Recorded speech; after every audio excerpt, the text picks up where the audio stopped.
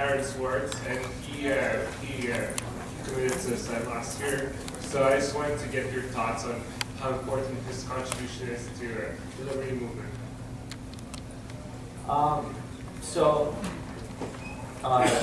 Freedom of the Press Foundation actually adopted one of Aaron's last projects. I'm sorry, do you want to give just a little bit of background for people who might not know who Aaron Swartz is? Sure. So Aaron Swartz was a boy genius. Since the age of 13 or 14, he was involved in countless projects that have made the internet what it is today. RSS feeds, which millions of people read their news on every day, even if they don't know it, was co-developed by him. He was one of the co-founders of Reddit, which is one of the most popular websites. He helped start Creative Commons, which has used copyright to spread information rather than restrict it. And he has been involved in his hands have been in pretty much everything involving freedom of information and open access online. And he tragically committed suicide about a year ago. And one of the last projects he was working on was then called Dead Drop, now called Secure Drop. And what it is basically a whistleblower submission system that sources can contact journalists through online that solves the problem that we've been talking about, which is that there's this giant email trail and phone call trail that government prosecutors can go to and prosecute sources. And he developed Secure Drop, and it launched actually right after he died at the New Yorker.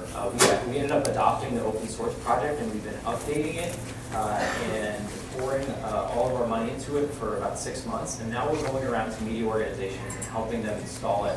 And we hope that years down the line, people will look at this project as one of Aaron's greatest accomplishments, because it's a problem that we had been trying to solve for half a decade since WikiLeaks first came and showed that you can do this, yet no one else has been able to do it. And I think by the end of the year we'll have it in about a dozen major media organizations, and it'll continually get easier to use and more secure. And his contributions have just been priceless to both journalism, freedom of information, open access, and just the way we use the internet today. I would also mention, is this on? Yeah, is it working? Okay, I would be remiss for not mentioning that Aaron Swartz's suicide, he was under that very heavy-handed federal criminal indictment and prosecution, basically for making J4 articles free articles more widely available to the public.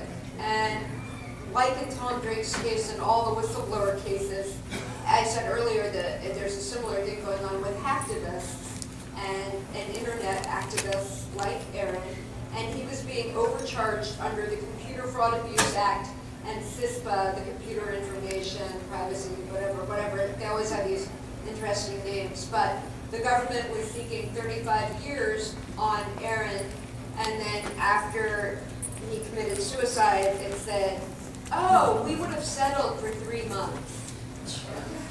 So it's a huge loss, and I think the best way to conserve his memory is by using the technologies that he worked and that other people are continuing to develop. I think that's an amazing legacy that he's left.